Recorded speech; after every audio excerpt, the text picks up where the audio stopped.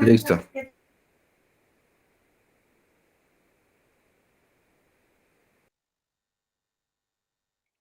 Muy buenos días, tengan todas y todos ustedes. Es un gusto estar en este inicio de semana platicando sobre un nuevo diplomado que tiene que ver con los derechos fundamentales desde la perspectiva de los derechos político-electorales de la ciudadanía. Así que bueno, pues hoy nuestra clase inicial platicaremos prácticamente sobre las distinciones de los derechos humanos, los derechos fundamentales, en qué momento empezamos a vislumbrar que los derechos humanos también están relacionados con los derechos de la ciudadanía, y tocaremos un tema que me parece fundamental, que tiene que ver con la legitimidad democrática. Así que bueno, pues desde aquí un afectuoso saludo, gracias por subirse a la plataforma de la Escuela Judicial Electoral, y desde aquí un afectuoso y cariñoso saludo a la doctora Gabriela Rubalcaba, directora de la Escuela Judicial, el magistrado Felipe Lamata Pizaña, que siempre con mucho cariño e ahínco fomenta estos cursos de alta especialidad para toda la ciudadanía. Y igualmente un saludo para el magistrado presidente Rey Rodríguez Montalbán, conjunto de magistradas y magistrados que integran las distintas salas del Tribunal Electoral. Me da mucho gusto saludar a quienes ya iniciaron su cámara. Prendieron. Martín, muy buenos días. Minerva, ¿cómo estás? Qué gusto saludarte.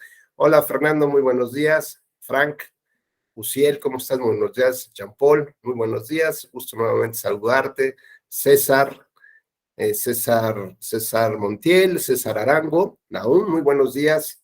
Y poco a poco los que, Yacid, sí, Yacid, y poco a poco quienes vayan encendiendo su cámara, pues me dará mucho gusto de saludarlos personalmente. Para quienes no me conozcan, soy Rubén Becerra Rojas Vertis, profesor investigador de la Escuela Judicial, ya con más de 25 años trabajando de 7x24, como dicen, en los temas de la democracia. Brevemente, pues les comentaré que he sido magistrado de presidente de la Sala Regional Monterrey en alguna época, también visitador general del Tribunal Electoral del Poder Judicial de la Federación, además de ser secretario instructor y secretario de estudio de cuenta en distintas etapas de la Sala Superior, y pues ahora como profesor investigador. Así que pues me da mucho gusto que, insisto, se hayan inscrito en este curso, y pues iniciamos y ya están listos con café en mano, libreta y lo que necesiten, pues prácticamente arrancamos. Bueno, pues voy a más o menos tratar de presentarles aquí una, a ver si esta es, me parece que sí, hacerles una pequeña presentación a efecto de darle un poquito de forma a esta charla inicial. Muy bien, bueno, pues ahora sí. Vamos a platicar en esta idea de los derechos humanos, pero desde la vertiente de los derechos político-electorales. Y lo cierto es que hay que pensar, hacer un pequeño recorrido sobre esta idea de que va en el tema de los derechos humanos, más o menos en cuál es el concepto que quisiéramos nosotros anclar, para que a partir de ese punto podamos más o menos ir definiendo o estableciendo los alcances que requiere este módulo. Bueno, pues decíamos que hablar de los derechos humanos en el concepto tal cual, pues nos hace referencia siempre a la especie de limitante del poder arbitrario, ¿no? Es decir, como si esto fuera el motor, la gasolina de todos los días del Estado, para tratar de que los lunes arrancara su semana pensando de qué manera puede mejorar, proteger, garantizar y maximizar los derechos humanos de las personas, por lo menos de la región, el territorio donde se ejerce este poder del Estado. Y cuando hablamos justamente de qué es el motor, pues debemos entender que la visión que debemos de llevar a cabo, el análisis que debemos llevar a cabo cuando tratamos tocamos o analizamos un tema de derechos humanos, tiene que tener una doble vertiente. ¿Y a qué me refiero?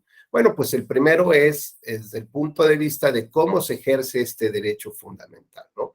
Desde el propio concepto que el ser humano desarrolla y entiende, analiza e intenta llevar a la práctica sobre su día a día y cómo se ejercen estos derechos humanos. Pero por otra parte, la segunda visión o la visión integral forzosamente requiere de el correlativo de obligaciones del Estado. Esto es como si analizáramos una moneda que forzosamente tiene dos caras. Y entonces tenemos que establecer desde un punto de vista cómo se ejerce por la persona este derecho humano, es decir, cuáles serían todos estos elementos intrínsecos mediante los cuales podemos definir el contenido de uno de los derechos humanos. Pero por otro lado, necesitamos justo la otra cara. Y la otra cara tiene que ver forzosamente con el análisis que hacemos de las obligaciones que tiene el Estado frente a ese derecho. Con lo cual yo no puedo hacer un análisis completo si no establezco cuál es la manera como interactúa el Estado frente a ese derecho humano. Así que bueno, si podemos empezar a anclar estas ideas, lo que diríamos que el análisis de los derechos humanos siempre va en una doble visión. Desde el punto de vista de quien lo ejerce, cómo lo ejerce, tratando de definir cuáles son estos contenidos, digamos, este núcleo esencial de lo que está formado el derecho humano, y por otra parte, pues este correlativo que debe de tener los estados justamente para intentar garantizar, establecer las vías jurídicas de su protección, tratar de ser creativos en el desarrollo y maximización del cómo se puede disfrutar de mejor manera de los derechos humanos. Bueno, pues ya, digamos, este es nuestro primer punto de anclaje, una doble visión del análisis sobre los derechos humanos. Cuando hablamos de la democracia, pues primero que nada tendríamos que ver realmente si esto es o constituye uno de los derechos fundamentales del ser humano. Y para no, digamos, errar un poco en esta idea de la terminología entre los derechos humanos y derechos fundamentales, tendríamos tal vez que señalar que el cúmulo del ADN, de la esencia de las personas, se encuentra, digamos, reconocido o recolectado en la Convención Americana de Derechos Humanos. Si, por ejemplo, llegara un momento de catástrofe, como han hablado algunos líderes del mundo sobre el nuevo Armagedón o sobre el Armagedón, y pensemos que se extinguiera la raza humana, bueno, suponiendo que después pudiera haber seres inteligentes en esta, por lo menos en esta región del planeta, y trataran de determinar de qué estaban hechos los seres humanos, por lo menos de esta región, más allá de sus características físicas, bueno, si se pudiera conservar, digamos, una reproducción de la Convención Americana, diríamos que ahí se encuentra, es como el receptáculo del genoma, del ADN, de lo que nos identifica como seres humanos, ¿no? En nuestras esencias, de por lo menos los ciudadanos de esta región del mundo. Entonces, justo en este documento, en esta convención internacional de la que México forma parte, que México, el gobierno mexicano suscribió y aceptó no solamente, digamos, impulsar estos elementos que estaban contenidos en esta convención americana, sino adicionalmente aceptar las recomendaciones de la Comisión Interamericana de Derechos Humanos y todavía más, aceptar la jurisdicción de la Corte Interamericana de los Derechos Humanos en los casos en que México sea llamado, digamos, como violentador o violador de derechos humanos, o por lo menos tolerante de la violación de los derechos humanos en nuestro país. Bueno, pues la aceptación de sus resoluciones de una manera vinculante, obligatoria, como si fuera la jurisprudencia de la Suprema Corte de Justicia de la Nación,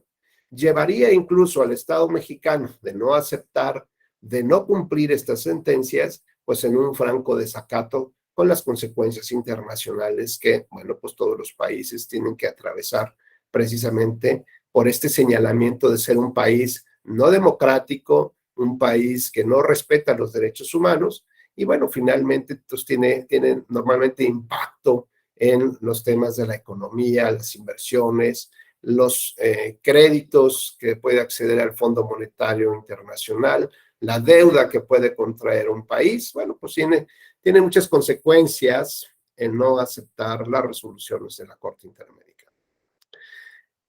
Y bueno, si esto fuera así, pues tendríamos, digamos, este segundo punto de anclaje. Los derechos humanos se encuentran reconocidos justo en la Convención Americana de Derechos Humanos. Y entonces, cuando hablamos de los derechos fundamentales, ¿de qué hablaríamos? Bueno, pues digamos que esto se trataría como de el ejercicio de esos derechos humanos dentro del contexto político, social, económico, histórico en el que estamos viviendo y que están reconocidos en nuestra propia Constitución. Entonces, significaría que lo que está en la Convención son derechos humanos y lo que está en la Constitución mexicana son derechos fundamentales. Pues podríamos quedarnos, sí, con esa definición, con esa conceptualización. ¿Por qué? Porque lo que tratamos de entender es que mientras en uno se encuentra, digamos, como la base, la matrix, la idea generadora de estos conceptos, de las esencias de los derechos de las personas, mientras que en la Constitución está moldeada por circunstancias políticas, económicas, históricas, culturales, y además respecto de una interpretación del momento, ¿no? Cómo se van modificando justamente los contenidos, la manera en cómo se va colisionando, digamos, cómo va chocando estos derechos fundamentales con otros derechos de terceros. Así que, bueno, pues digamos, esta visión, más allá de la distinción del nombre, lo que deberíamos de tener, de fijar, pues, como otro punto importante es que los derechos fundamentales tienen un contexto dentro del cual deben leerse. Y ese contexto va moviéndose de acuerdo a la historia de las personas, a la historia de las ciudades, pero sobre todo a lo que las personas consideran que son relevantes en términos de valores y principios.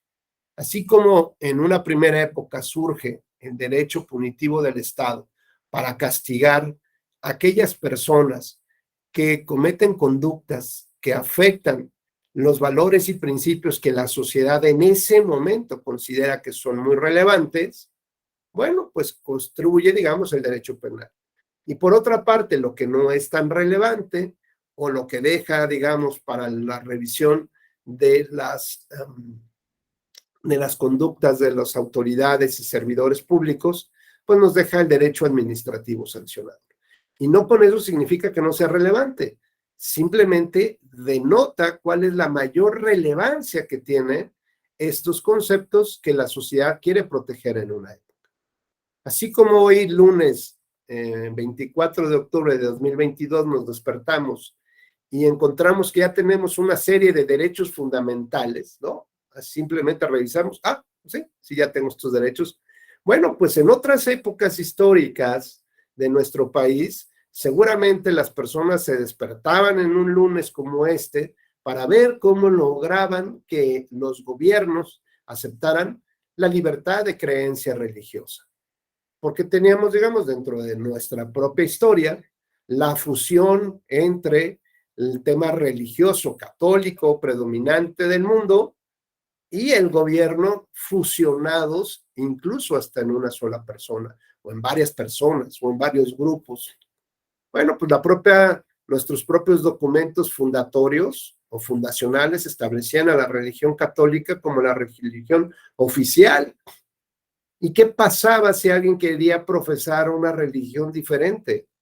Bueno, pues al ser lo oficial, significa que lo no oficial podría entenderse como lo ilegal.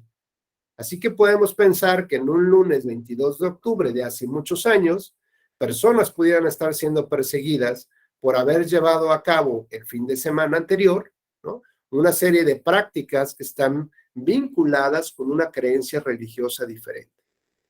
O a lo mejor podríamos pensar que la libertad de expresión, como un elemento básico del ejercicio de varios derechos fundamentales, podría estar también siendo limitada por parte del gobierno, ¿no?, y estableciendo la modalidad o modulación de qué manera podría realmente llevarse a cabo digamos, esta posibilidad de que se critique al gobierno, de que se genere opinión pública.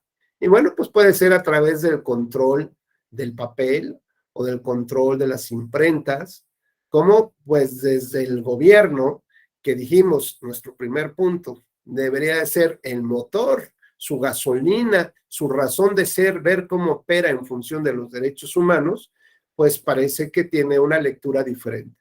Y entonces trata de entender cómo debe delimitar los derechos humanos, ¿no?, o los derechos fundamentales, particularmente en su país y en su población, ¿no? Bajo estas ideas, cuando nosotros tenemos estas, digamos, como esta manera de entender que hoy en día lo que debe de encontrarse en el centro del debate, tanto de los gobiernos como de las distintas autoridades que integran este Estado, a partir de la creación normativa de leyes, del Parlamento, de los congresos, o de quien aplica las normas, como puede ser el Poder Judicial al resolver casos concretos o al establecer las grandes líneas jurisprudenciales o criterios que más adelante van a seguir resolviendo casos que se presentan en el futuro, o bien desde el propio Poder Ejecutivo. Si entendemos que esto debe ser su motor, su razón de ser, bueno, pues entonces deberíamos de obligar, tal y como establece nuestro artículo primero constitucional, establecer esta dependencia forzosa y natural de todas las autoridades del país, de ubicar en el centro de su debate cotidiano al ser humano, porque así lo establece el artículo primero constitucional, ¿no? Entonces, si nosotros empezamos a entender que lo que está en esa discusión es el ser humano, por ejemplo, y cómo lleva a cabo o cómo debería de realizar los derechos que están reconocidos tanto en la Constitución como en la Convención Americana, pues entonces nos daría una manera interesante de ver los casos que se plantean, y no, por ejemplo, a la luz de la justicia penal. ¿Y esto qué tiene que ver? Bueno, pues es que hay que imaginar que el desarrollo del derecho y su aplicación, digamos, siempre se dio a través de una especie de un formalismo jurídico. Y de este gran formalismo o esta dureza, pues había sentencias o había oraciones o principios muy claros que nos hablaban, por ejemplo, hasta en términos latinos de dura lex et nata lex. La ley es dura, pero es la ley. La ley es dura y se tiene que cumplir, tal como si fuera una regla inamovible. Bueno, pues cuando los jueces intentaron interpretar o reinterpretar estas disposiciones legislativas, pues seguramente al Poder Legislativo no le llamó mucho la atención o no le interesó mucho hasta dónde llegaban los tribunales. Y la verdad es que más bien yo creo que intentaron limitar ese control.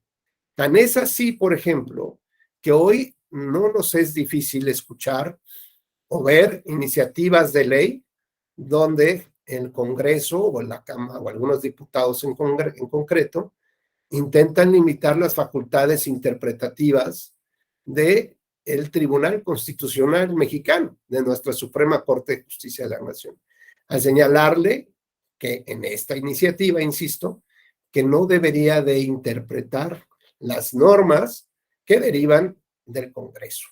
Bueno, pues esa es la razón de ser de la Suprema Corte de Justicia de la Nación, ¿no? llevar a cabo un control de constitucionalidad. Bueno, pues esta es una muestra, digamos, de cómo esta lucha entre los poderes, entre el poder legislativo y el poder judicial, que es una lucha normal, natural, que se va dando, ¿no? Y que hay que entenderla de esa manera. ¿Por qué? Porque el poder es líquido. El poder público no es algo inamovible, no es algo como una roca, ¿no? Sino que es líquido y se va moviendo. Y donde encuentra un espacio, pues ahí se va sentando. ¿Y esto qué implica? Que donde el poder judicial ceda un espacio, ahí seguramente se sentará el poder, ya sea del ejecutivo o el poder del legislativo. ¿Y qué es lo que se requiere entonces? Pues se requiere establecer diques institucionales muy sólidos y además generar una conciencia social y en los funcionarios públicos justamente de la fragilidad que tiene el manejo del poder político. Y este poder político, pues es muy fácil, insisto, que se vaya buscando dónde asentarse, donde justamente hay quienes han cedido este espacio por alguna razón histórica, por alguna razón de los integrantes, por alguna razón de las mayorías, o simplemente por el peso específico, por ejemplo, como nos lo recuerda la Corte Interamericana de Derechos Humanos, que tiene la figura presidencial en un sistema presidencialista y en América Latina, ¿no? Esto es, bueno, pues la Corte Interamericana nos recuerda la historia de Latinoamérica cuando a través de las democracias se lograron instalar gobiernos autoritarios o totalitarios que concluyeron con alguna dictadura, ¿no? Como el caso de Nicaragua, Perú, Chile, Brasil, Argentina, y bueno, lo que también nos toca a nosotros reconocer en nuestra historia mexicana con un gobierno de partido político hegemónico que duró más de 70 años.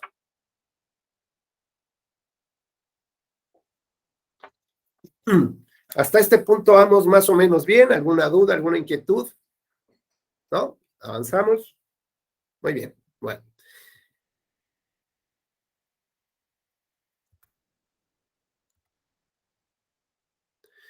¿Cuáles son, digamos, los temas centrales sobre los cuales gira prácticamente el sistema de los derechos humanos? Pues tiene que ver con, yo creo básicamente con dos temas o tres temas centrales que ya ahí los iremos desmenuzando poco a poco, y tiene que ver con la dignidad humana, con la libertad y sobre todo con el acceso a la justicia. Me parece que son los tres ejes fundamentales o los tres basamentos sobre los cuales se construye todo el sistema de los derechos humanos o de los derechos fundamentales desde el contexto histórico, social, político de una sociedad, ¿no? Entonces, estos tres principios o, digamos, o basamentos, me parece que no tienen, digamos, una, la posibilidad de ser disminuidos. De la libertad hablaremos un poco, ¿no? Eh, Tendrán sus modulaciones, pero sobre todo el tema de la dignidad humana y el acceso a la justicia, me parece que son dos de los valores que no pueden relativizarse en términos de ver cómo se disminuye su ejercicio en términos del beneficio colectivo. ¿Esto qué significaría? Bueno, pues que tanto la Convención Americana como nuestra Constitución establecen posibilidades de modular el ejercicio de los derechos humanos o de los derechos fundamentales. Esto es, nos reconoce que no son derechos absolutos, con lo cual, al ser derechos relativos, es decir, que pueden tener un espacio de restricción, esa restricción se tendría que justificar o fundamentar en el contexto del beneficio social, del beneficio colectivo. Es decir, donde el hecho de restringir este derecho o el ejercicio de ese derecho daría posibilidad que el bienestar social se logre. ¿Como cuál? Pues como respetando el derecho a la propiedad privada de terceros, respetando el derecho a la imagen de terceros, respetando el derecho al libre desarrollo de la personalidad de terceros, ¿no? Bueno, pues entonces entendemos que nuestro derecho fundamental de libertad de tránsito estará limitado por el derecho a la propiedad privada de otras personas, ¿no? Pues es decir, que yo no puedo caminar por la casa de alguien, ¿no? No puedo entrar a un club deportivo e irme a meter al baño de mujeres, por ejemplo, o nadar con este tipo de ropa, porque hay una serie de reglas que acepto, ¿no? Que, digamos, en este club social, o una serie de reglas que establece el Estado que generan situaciones naturales de convivencia ordinaria entre las personas, ¿no? Es decir, hay cierto sentido común. Diría Manuel Atienza apenas que estuvo en México, se trata de un sentido común refinado. Es decir, ¿por qué las personas no podemos vivir en esta, digamos, en esta armonía natural si somos sociedades adultas, ¿no? Es decir, ya llevamos muchos años caminando con dos piernas, ¿no? Por este mundo. Ya hemos tenido muchas legislaciones, modelos de gobiernos diferentes, debates, la tecnología, ¿no? ¿Qué es lo que impediría que la sociedad pudiera convivir en paz, ¿no? ¿Y a qué se referían estas reglas? Insisto, decía Manuel Atienza, pues estas son las reglas del derecho, la institucionalidad o el Estado del Derecho, no es otra cosa más que ese sentido común refinado.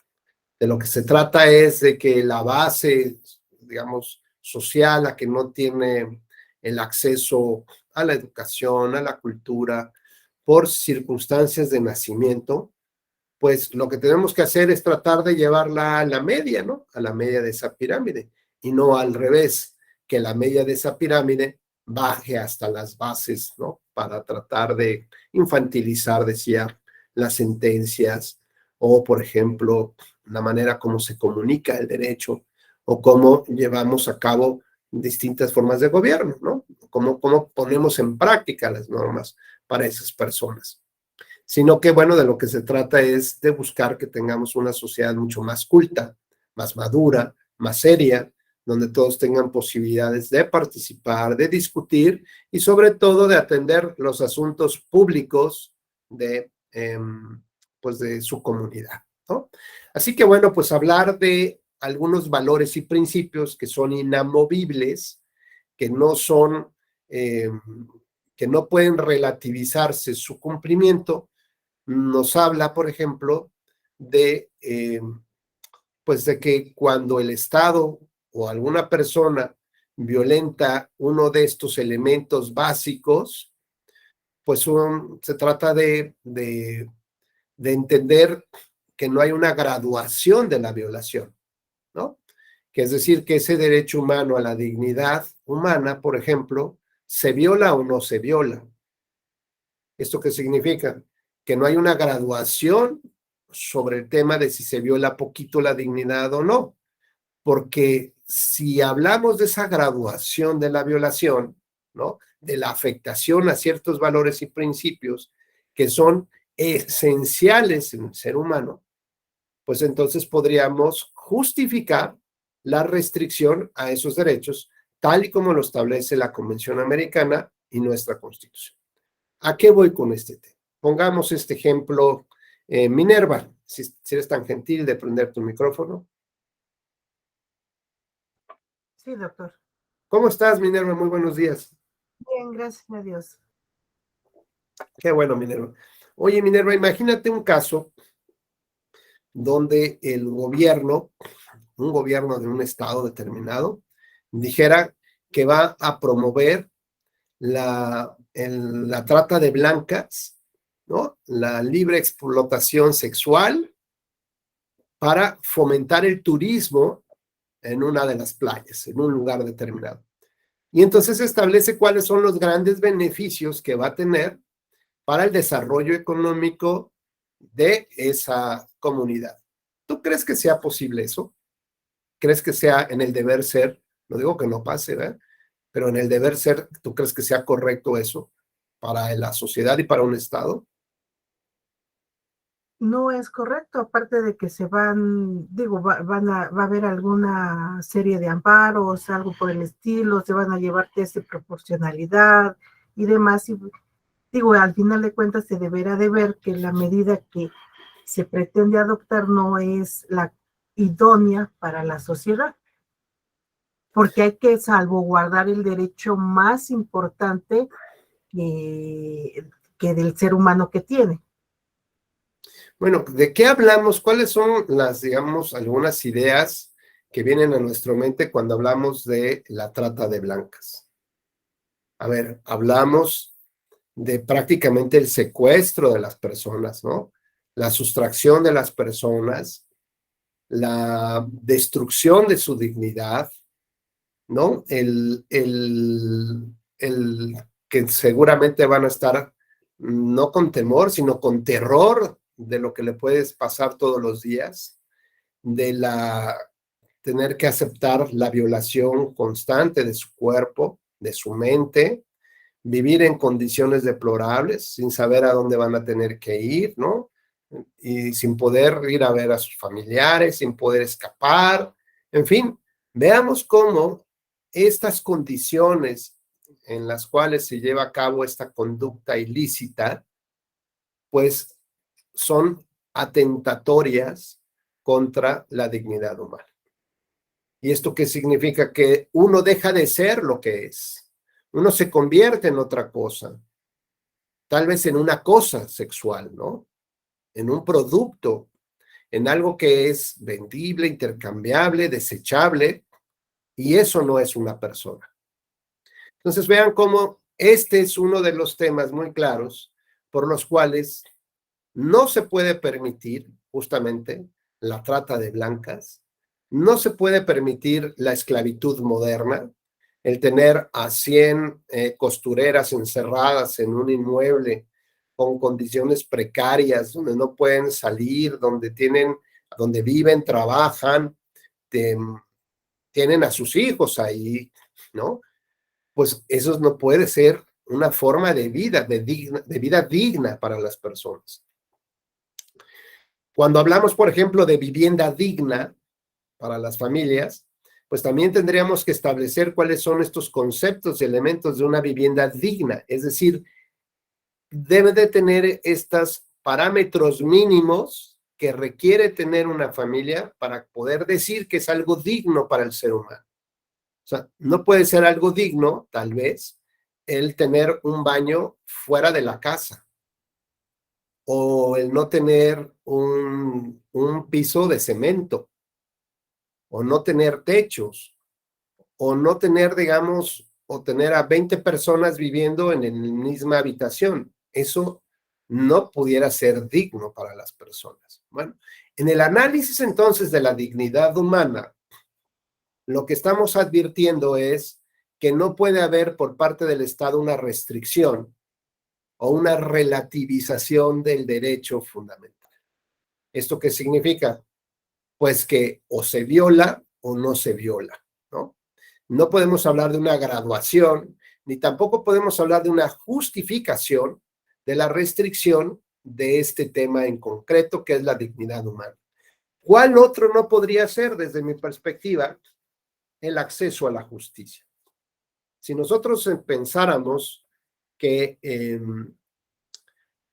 la justicia tiene un componente, ¿no? Si pudiéramos quitarle la piel como si fuera una fruta y abrirla a la mitad, ¿no? Y veríamos de qué está compuesta esa fruta, y con esa misma idea abrir el acceso a la justicia y ver cuál es este elemento central que tiene, diríamos que es la independencia judicial, ¿no?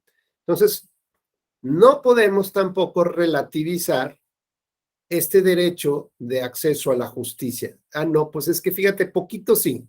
O sea, sí puedes ser, eh, podría darse el caso de que un juez no fuera independiente. Ah, es que hay que tomar en consideración ahorita otros elementos más importantes para el Estado que la independencia de los jueces. Y bueno, lo cierto es que el hecho de no tener jueces independientes lo que nos provocaría justamente es que esta torre de los derechos fundamentales se perdiera. ¿Por qué? Pues bueno, tenemos el caso de la prisión preventiva oficiosa. La Corte Interamericana sigue resolviendo un tema donde se coloca en el banquillo de los acusados al Estado mexicano de un caso de una persona que pasó 17 años en prisión preventiva oficiosa, sin determinar el tipo de delito real, sin llevarlo a juicio como tal, ¿no? Con más de 100 recursos judiciales, federales y locales, y no se puede resolver su caso. Tuvieron que acudir a una especie de justicia sustitutiva. ¿Esto qué significa? Bueno, que no es complementaria, ¿eh? O sea, no es un paso adicional de la justicia mexicana. Es una justicia que sustituye lo que debió haberse hecho en nuestra casa. Pues se acude ante ella y se le muestra justamente la tolerancia del Estado mexicano para aceptar una situación de esta naturaleza. ¿Y qué podríamos pensar nosotros de ese sistema judicial que estaba atendiendo el caso de esta persona? Pues lo que podemos entender es que ese sistema judicial cedió su poder y algo más lo ocupó. ¿Qué pudo haber sido? Pues el poder del titular del Ejecutivo o del propio Legislativo, o a lo mejor de algunos intereses clientelares de algún grupo del crimen organizado. La verdad es que no lo sabemos. Lo que sí sabemos es, y la historia nos recuerda, que mientras una institución ceda el espacio del poder que debe de llevar a cabo, del que de manera natural le es concedido por la sociedad, pues alguien más ocupará ese espacio como tal. ¿Qué percepción se tiene, qué percepción tenemos del poder legislativo hoy en día? ¿No? Bueno, pues más allá de cómo se encuentra integrado por mayorías, por grupos de oposición, ¿cuál es digamos, esta visión que tenemos de nuestro poder judicial y de nuestros congresos? Que son levantamanos, que no tienen esta capacidad para decir, no, señor presidente, hasta acá, o sea, por favor, más respeto del poder legislativo y salir, digamos, airosos, o que la Suprema Corte de Justicia de la Nación, a ver, digan, no, señor presidente, ¿no? O legislativo, a ver, ni se les ocurra eso. ¿Por qué? Porque somos un órgano del Estado y vamos a defender a los jueces y no pueden estar atacando jueces. ¿Qué percepción tenemos hoy en día de estas, insisto, de estas figuras del Estado, del Poder Judicial de la Federación, de los poderes judiciales locales y de los congresos federal y locales? Bueno, pues si no tenemos una percepción muy fuerte de ellos en su institucionalidad, significa que han cedido terreno, que han cedido estos espacios y que de manera natural alguien lo va a empezar a absorber. Y para que podamos retirarlo de esos lugares donde no le corresponde estar a ese poder que se mueve como el agua, que es líquido, pues necesitaríamos establecer diques institucionales que permitan reconducir poco a poco justamente este ejercicio del poder que se va a desbordar. Así que bueno, los valores de la libertad, que ya dijimos que lo tocaremos más adelante, porque las libertades sí pueden restringirse en términos, por ejemplo, de nuestra propia Constitución. Se establece que en casos extraordinarios el presidente de la República tendrá la posibilidad de establecer las modulaciones necesarias atendiendo a una finalidad mayor, como cuál puede ser, pues como el tema de la pandemia. Recordarán ustedes que se limitó la libertad de reunión de las personas, que no podían estar en un mismo lugar más de 5 personas. Y con eso se cancelaron bodas, se cancelaron graduaciones, ¿no? Y en fin, todas las reuniones que ustedes quieran. Bueno, pues esa es una concesión que se establece, digamos, alguna figura del propio Estado para poder establecer esas modulaciones, atendiendo siempre a un fin mayor. Por ejemplo, algunos países asiáticos establecieron un toque de queda. ¿Y esto qué implicaba? Bueno, pues que a lo mejor a partir de las 7 de la noche y hasta las 6 de la mañana, las personas no podían estar en las calles. Y esto es una modulación, una restricción, una relativización del ejercicio del derecho fundamental a la libertad de tránsito. Bueno, entonces veamos cómo si estas libertades sí pueden ser relativizadas en función siempre de un bien mayor, ¿no? Entonces aquí lo que tenemos que hablar es que debe de haber una justificación, ¿no?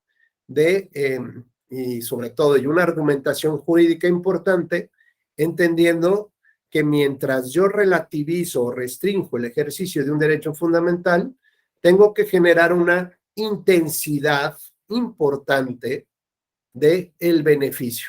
Es decir, ¿cuál es el beneficio? ¿En qué, digamos, en qué porcentaje o cuáles serían los alcances que tendría de lograr este fin legítimo del Estado? Bueno, pues en función de ello, tengo que empezar a tomar medidas que van relativizando poco a poco el ejercicio de las libertades. ¿Qué otra cosa podría yo establecer? Bueno, pues que esta relativización tiene que ser de carácter temporal, tiene que ser específica, es decir, tiene que detallarse muy bien y sobre todo tiene que irse acompañando con una medida de evaluación constante y permanente para justamente no caer en situaciones justamente de una violación importante de los derechos humanos. Y les platicaba yo, por ejemplo, de países asiáticos donde el toque de queda se decretó estando las personas en las oficinas. ¿Y qué sucedió en Shanghái, por ejemplo? Pues que las personas no pudieron salir de sus oficinas durante casi un mes. Oiga, pero pues tengo que ir a ver a mi familia, a mis hijos, no sé dónde. No, no sales de tu oficina. Y tenías que convivir, vivir, ¿no? Dormir en el piso, dormir entre las sillas, en un escritorio, con tus compañeros de oficina. Oye, ¿y la ropa? Pues no, no hay manera. ¿Cómo es posible que un Estado pueda relativizar a este punto la libertad de tránsito y otras libertades de esas personas? Bueno, porque el interés mayor radicaba en una postura de erradicar el virus de la COVID-19, ¿no? Suponiendo que solamente era una especie de infección. Es decir, que no había reinfecciones, que no había variantes. Si se hubiera entendido así el problema, pues bueno, pues era lógico que iba a haber una segunda oleada, tercera, y como vamos ahorita en la séptima oleada, ¿no? Donde ya vienen combinación de subvariantes mucho más complejas, al punto que hoy todos sabemos que las vacunas no evitan que te enfermes. Las vacunas lo único que hacen es que no te mueras o que no tengas padecimientos graves de salud, pero de que te vas a enfermar, te vas a enfermar y te vas a reinfectar y vas a seguir con reinfecciones. ¿Y que esto a la larga va a afectar tu salud? Pues es claro, es obvio que sí. Hoy se llama long COVID, ¿no? O COVID persistente, que tiene más de 200 síntomas a largo plazo, ¿no? Y que, bueno, por ejemplo, hoy hay condiciones de personas que prácticamente están sanas y de pronto se están muriendo, ¿no? Se están cayendo así como tal. Y bueno, pues muchos de ellos, muchos estudios lo relacionan con los efectos que provocó la COVID en los cuerpos a los que llegaron, ¿no? Bueno, pues estas ideas, por ejemplo, de la pandemia, nos dan una muestra muy clara de cómo anteponer el interés colectivo, el interés social, ¿no? Y a lo mejor alguien hablará, bueno, pues cuáles serían, digamos, estas razones filosóficas que permitirían dejar a un lado, o digamos, estos derechos individuales y buscar el beneficio colectivo. Bueno, pues alguien hablará, por ejemplo, de la filosofía del utilitarismo, y eso pues nos implica entonces tratar de entender desde otra visión y con otra justipreciación los alcances de el obtener el mayor beneficio de la comunidad, el menor perjuicio o la menor dolencia que esto pudiera provocar, como para empezar a pensar en otro tipo de medidas más complejas para el Estado. Por ejemplo, César Guilevaldo, César, ¿estás por ahí? Muy buenos días. ¿Tienes acceso a tu micrófono? Sí, maestro, aquí estoy. ¿Cómo estás? Bien, ¿y usted? Muy bien, muchas gracias. Oye, César, imagínate que tú fueras, no sé, algún asesor de la Secretaría de Salud, ¿no? Y en la época fuerte de la pandemia, digamos, donde no había accesos a camas de hospitales y tampoco a respiradores artificiales, ¿tú tomarías una decisión de Estado diciendo que es preferible darle un respirador artificial a una persona joven que a alguien de la tercera edad, con lo cual lo estabas condenando a la muerte, porque no hay tantos respiradores? Y entonces, ¿qué medidas, fíjate bien, restrictivas de los derechos fundamentales? Evidentemente, los derechos humanos, ahí están, sabemos que tiene derecho a la vida, derecho a la salud, derecho a una vida digna y a una muerte digna, ¿no? Hoy lo vamos manejando. Pero ¿cómo relativizamos estos derechos humanos ya metidos en lo local, ¿no? En este contexto político, social e histórico, ¿no? De las circunstancias propias de una pandemia. Tendrías que tomar decisiones de Estado, que seguramente a pocos les van a gustar, pero ¿cómo las tomarías tú? ¿Sí llegarías tú a esta idea de que pues ni modo, pues ya el de la tercera edad ya vivió, si ya tiene barba blanca, pues ya caminó? ¿Qué harías tú como, digamos, sé que es muy complicado, ¿no? Tomar una decisión porque tal se trata de las vidas de las personas. O por el contrario dirías, no, pues conforme van llegando y a ver a quién le toca sí y a quién le toca no. Bueno, al menos yo en primera instancia tendría que analizar lo que tengo disponible, porque en todo caso lo que hacía salud, o al menos lo que intentaba, era colaborar con el sector privado, hospitales privados, los cuales podían proporcionar al menos un tipo de válvula de escape.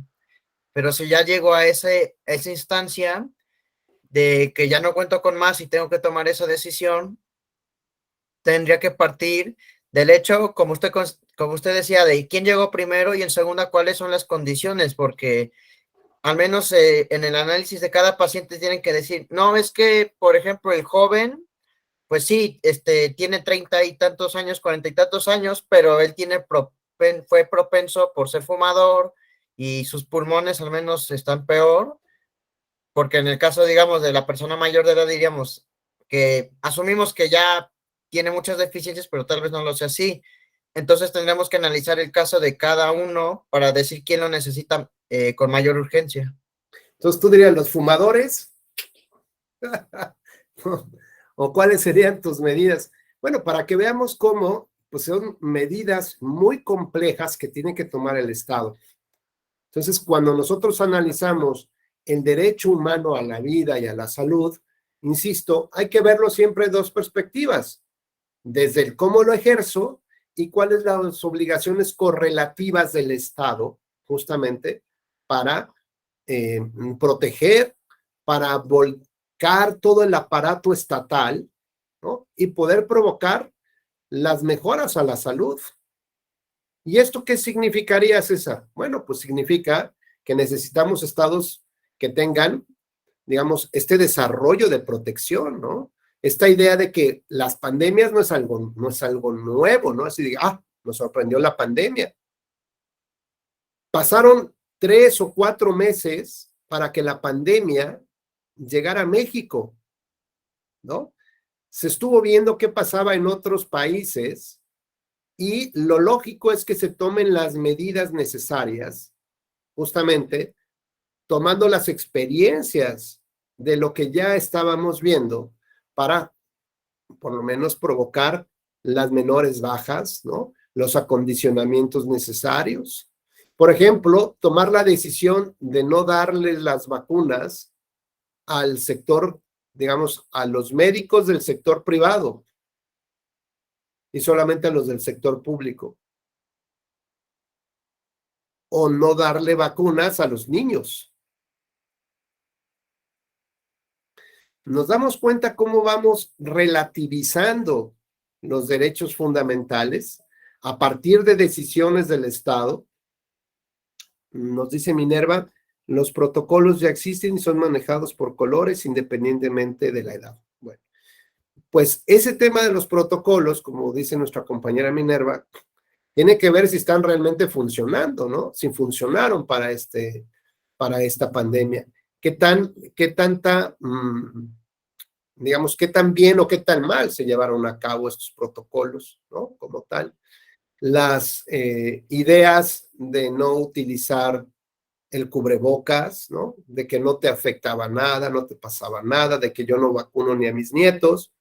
Bueno, pues son decisiones de Estado que vinieron a afectar la vida de muchas personas.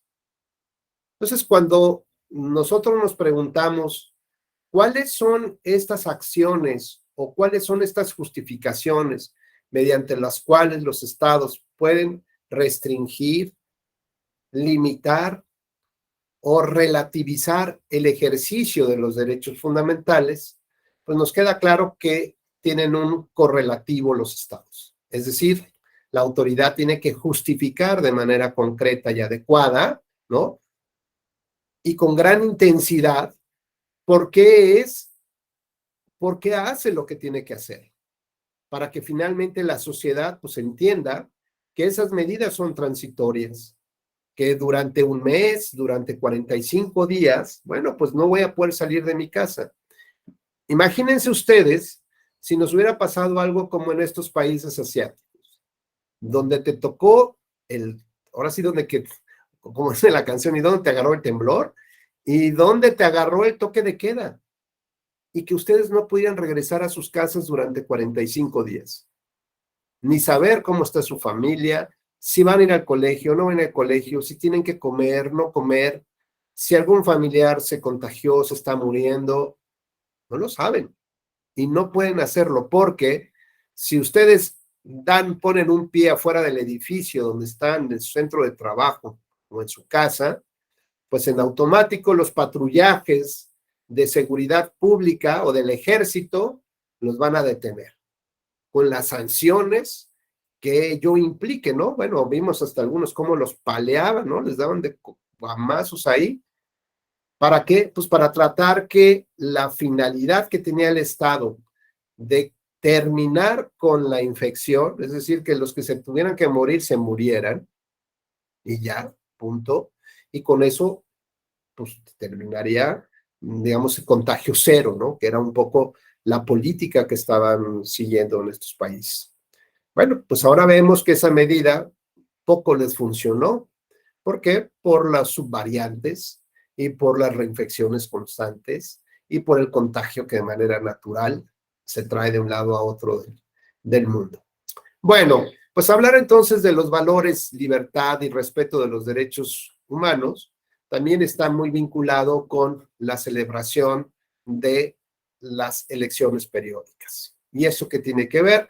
Bueno, pues tiene que ver con la democracia, porque la democracia finalmente es aquella que nos recuerda, de alguna manera, el estilo de vida al que todos nosotros quisiéramos aspirar, al que todos nosotros, con el que todos soñamos, de que legítimamente aspiramos, ¿no? Entonces, esta idea de la democracia como el estilo de vida al que yo quisiera llegar, me recuerda seguramente estilos de vida que tuve en mi infancia, en mi juventud, buenos estilos de vida que yo he visto, por ejemplo, cuando viajo a otros países, por ejemplo, o veo en otras comunidades, y que me gustaría seguramente también tenerlo para mí, y que me esfuerzo por tener, digamos, ese estilo de vida. Y con eso trabajo toda la semana, todos los meses, durante tantos años, para intentar lograr ese estilo de vida.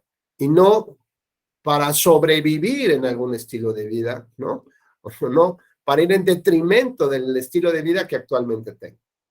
Entonces, si entendemos así a la democracia, podemos pensarla más allá de las elecciones. Podemos pensar que son los sueños de César Arango, de Fernando Zamora, de Minerva, de César, de Nahum, los de Rubén, de Jean Paul, ¿no? ¿Qué sueños tenemos? Por ejemplo, si alguien me preguntara, oye Rubén, ¿cuál sería el estilo de vida que tú quisieras recuperar un poco de lo que has perdido? O sea, ya no aspiro a cosas mayores, ¿no? Por lo menos a recuperar algo de lo que yo ya perdí en mi estilo de vida. Pues si alguien me preguntara, yo les diría, a mí me gustaría un estilo de vida donde mis hijas, que tengo 3 hijas, puedan ir a estudiar a la universidad, tomar un transporte público y que yo tenga la tranquilidad como papá que van a regresar en la noche, que nadie las va a violar, ni las van a matar, ni las van a secuestrar, ni las van a ofender, que tengan posibilidades de tener una vida libre de violencia. Eso a mí me encantaría. Yo ya lo perdí, parece que antes lo tenía, ahora ya no lo tengo, pero me esfuerzo y exijo que ese sea el estilo de vida al que yo quisiera recuperar en un par de años. ¿Y cómo se va a lograr esto? Bueno, pues yo voy a poner mi parte, seguramente ustedes la suya como sociedad, pero el Estado tiene que trabajar en función de ello. ¿Y quién es el Estado? Bueno, pues el Estado finalmente son personas como nosotros, como ustedes, como yo, que somos investidas por esa autoridad o por esa legitimidad democrática que nos da el voto y nos convierte en autoridades. Con la idea de qué? Pues de administrar pues el dinero público, de atender las demandas sociales prioritarias, de debatir los grandes desacuerdos que tiene nuestra comunidad y los grandes retos que tenemos enfrente y que tendríamos que resolver y avanzar hacia ese punto, ¿no? De establecer estas grandes líneas de acción hacia dónde nos dirigimos como comunidad, cómo nos vamos a enfrentar, digamos, a confrontar, o cuál es el impacto, por ejemplo, que va a tener ahora en nosotros, pues decisiones importantes, ¿no? En nuestra vida, de lo que vemos por partir de la globalización, ¿no? En el tema de la guerra, en el tema de las enfermedades, en fin. Adelante, Yacid, muy buenos días. Hola, buenos días, doctor.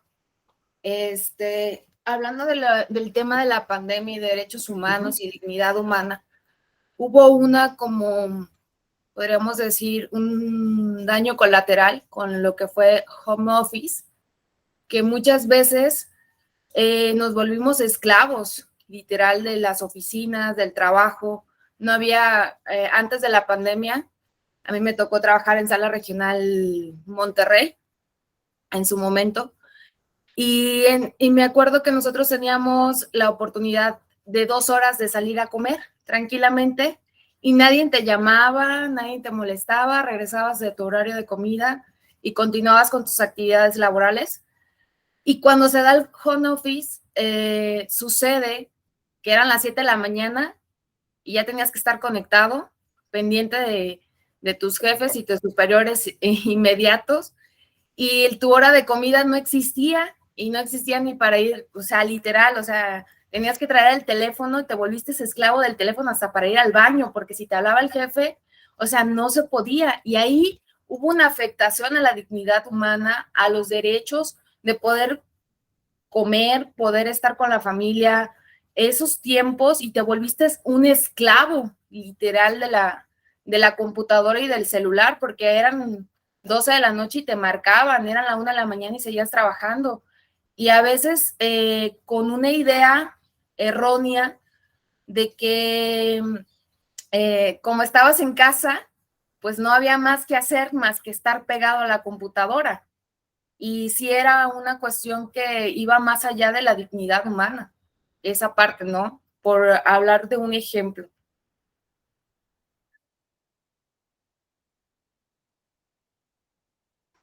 Digo que tienes toda la razón, porque estas afectaciones colaterales, bueno, yo te voy a platicar, les voy a platicar brevemente. A ver, en mi familia había 3 hijas que tenían que tomar clases, ¿no? ¿Y esto qué implicaba? Pues tener 3 dispositivos, más el de mi esposa y más el mío, pues ya son 5 dispositivos, ¿no? Y si en casa teníamos 2, pues había que comprar, ¿no? O cuántos niños que no tenían dispositivo para una computadora, un celular, una tablet, bueno, pues sus papás se vieron en la necesidad de comprar un dispositivo, lo cual ya implicaba un gasto, pues no previsto para la familia. Y adicionalmente a ello, pues se quiso establecer un programa de televisión de educación para los chavos, que en realidad pues tampoco les funcionó, ¿no? ¿Qué más se tuvo que hacer? Bueno, pues no sé si vieron los estados de cuenta de la energía eléctrica, por ejemplo, ¿no? Bueno, pues, ¿y eso de qué manera se recuperó para las familias? Pues no. Mientras los papás a lo mejor estaban perdiendo la chamba, ¿por qué? Porque sus empresas o donde trabajaban, pues las cosas ya no estaban funcionando tan bien, ¿no? ¿Cuántos tuvieron que tener un puesto de repartidor o por lo menos decir, bueno, si las cosas llegan a este punto, ¿qué voy a hacer, no? Si pierdo mi trabajo y necesito, pues, hacer todo esto. El súper, que no podías ir a comprarlo, tal cual, ¿no? Y si no te arriesgabas a que ese virus mágico te pudiera infectar porque nadie sabía cómo, bueno, pues resulta que tenías que pedirlo a tu domicilio, ¿no? Y eso, bueno, pues generaba todavía un costo muchísimo mayor. Entonces, los costos familiares se incrementaron considerablemente y también yo entendería que los costos institucionales bajaron muchísimo, ¿no?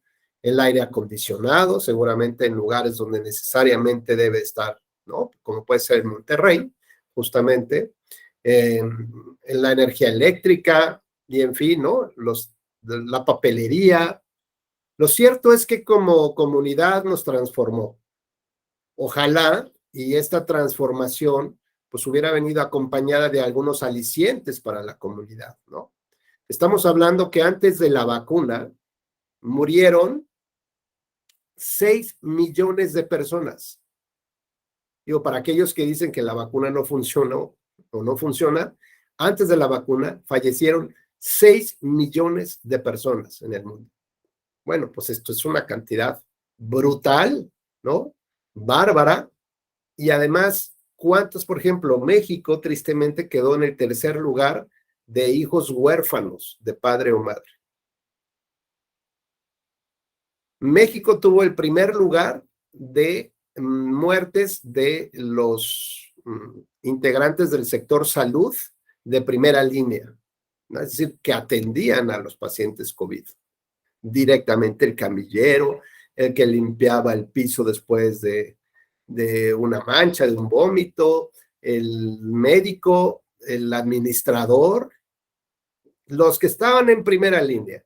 México tuvo el primer lugar de mortandad en esa materia. ¿Y saben cuántas veces se ha reconocido profesionalmente esa enfermedad? La muerte, pues muy pocas, ¿no? El seguro de gastos médicos mayores, hoy los nuevos, ojo, los nuevos, si estás enfermo, si tuviste COVID, ya no te va a curar o no te va a cubrir, pues, no cubrir, digamos, muchas de las enfermedades que derivan de COVID. Hoy hay una gran diferencia entre murió por COVID o murió con COVID. Y de ahí se agarran las aseguradoras para decir, no, no necesariamente estaba vinculado con el tema. O sea, tenía COVID, pero la causa de muerte pudiera haber sido otra, ¿no? La razón hubiera sido otra, y no necesariamente por el COVID. Al punto que los quiero llevar, estimadas compañeras y compañeros, pues es cómo desde el Estado sí es viable la restricción de este ejercicio de libertades, pero algunas no. ¿De cuáles no?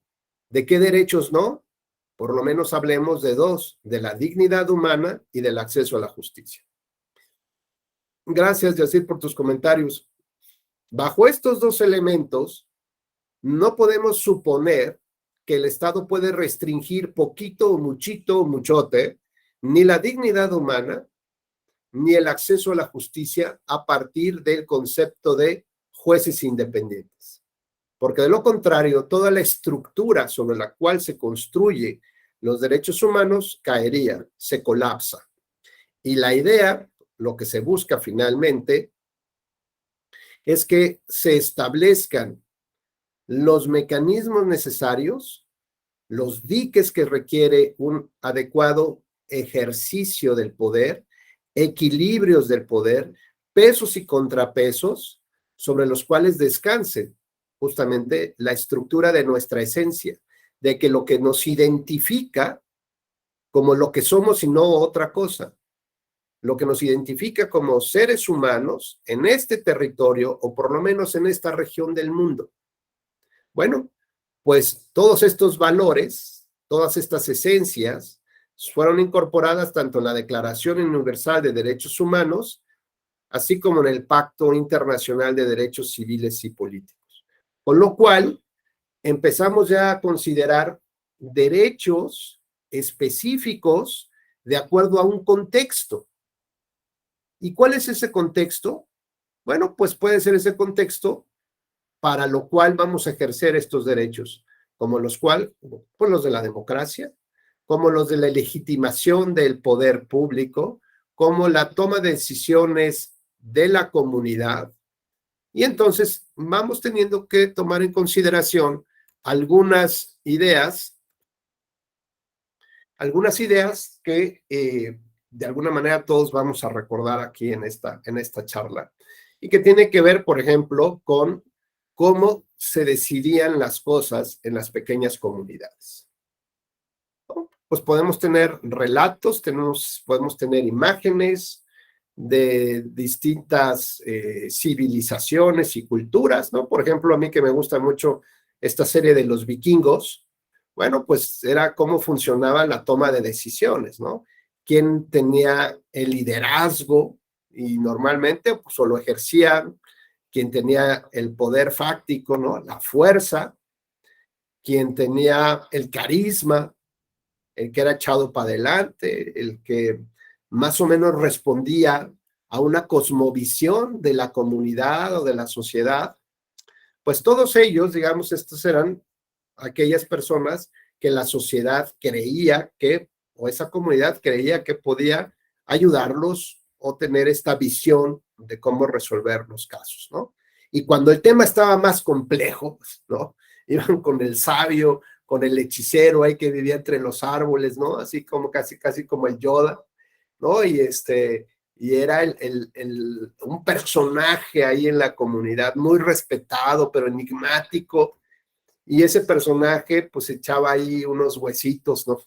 Y leía como que el futuro, veía entre las llamas en el fuego, un poco la historia y el devenir de esa, digamos, de esa persona que le preguntaba, ¿no?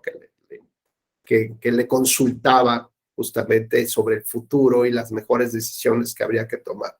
Bueno, ¿de qué dependía justamente todo esto? Pues dependía de la creencia y de la confianza de que así funcionaban las cosas. Es decir, si bien es cierto que la fuerza física era la que limitaba el ejercicio de los derechos humanos, ¿no? Pues sí, bueno, pues porque esta mujer es mía, porque esta cueva es mía, porque este alimento es mío, o porque me gustó y te lo quito, o porque lo tienes tú, ¿no? Bueno, pues la fuerza física fue, digamos, el primer limitante de estas libertades. La segunda variante de esta fuerza física fue la fuerza del Estado, ¿no? Porque soy el Estado y tengo derecho a quedarme con tu propiedad, que es tu casa, y ahora tu casa la voy a convertir en una oficina, o tu predio, pues lo voy a utilizar para desarrollar, poner un parque ahí que necesita la población, o tu coche, pues me lo voy a expropiar también. ¿Por qué? Porque lo necesito para taxis, por ejemplo, ¿no? Y vemos casos tristes como pasó en Venezuela. O, por ejemplo, tu propiedad la voy a congelar en las rentas. Tú no tienes derecho propietario no tienes derecho a subir la renta en ningún momento, ¿no? Y entonces tenemos casos como Egipto, por ejemplo, donde los decretos de congelamiento de rentas pues vienen desde la famosa primavera árabe, ¿no? Prácticamente, y donde los dueños de esas propiedades decidieron ya no invertirles ni medio centavo para el mantenimiento de esas propiedades. ¿Se imaginan cómo están después de 20, 30 años? Bueno, pues, ¿qué es lo que pasa ahora? Pues que están destruidas prácticamente.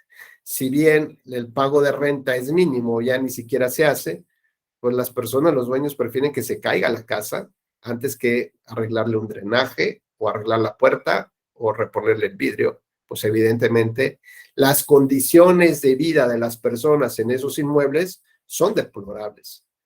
Podemos hablar que hay dignidad humana cuando están viviendo 20 personas en 2 habitaciones y que los más viejos salen a jugar ajedrez o dominó, ¿no? Y ahí se la pasan todo el día afuera de los edificios.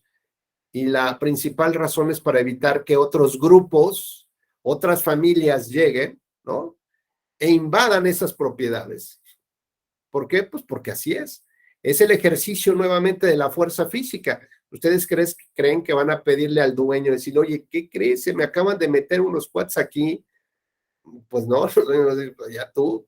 Y tú tendrás que resolverlo. Y entonces lo que hacen son pequeñas comunidades de protección a los espacios donde viven con todas sus familias. Por eso es que más gente vive ahí, en esos 2 o 3 habitaciones, para que sea cada vez más difícil que otras familias puedan ingresar y acceder a esos espacios. Con lo cual, el hecho de que constantemente haya personas en una comunidad, en un local determinado, pues hace por lo menos pensar que no podrían ocuparlos. Pero eso sí, por ejemplo, podemos ver al Hospital Nacional de Cancerología, ¿no? Que es un edificio más o menos como unos 10, 12 pisos. Solamente funciona la planta baja y el primer piso. Todo lo demás parece que estuviera bombardeado, con vidrios rotos, abandonado. El Hospital Nacional de Cancerología. ¿Qué podemos pensar justamente de cómo está el sistema de salud en Egipto? Pues la verdad es que no tienen sistema de salud. No hay estas condiciones necesarias, dignas para la comunidad. ¿Cómo es posible entonces que hablemos de derechos fundamentales de una comunidad a otra, ¿no? Y que los veamos de una manera dramática. ¿Cómo podemos pensar que tener un velo mal puesto te lleve a que la policía te golpee si eres mujer? Y de esa golpiza, pues terminaste muerta. ¿Cómo es posible pensar que alguna mujer de estas comunidades donde tiene una incidencia religiosa muy importante el gobierno, rechace o proteste y se quite el velo justamente y al otro día desaparezca? ¿De qué tipo de derechos fundamentales estaríamos hablando de cada contexto social, histórico, político y económico?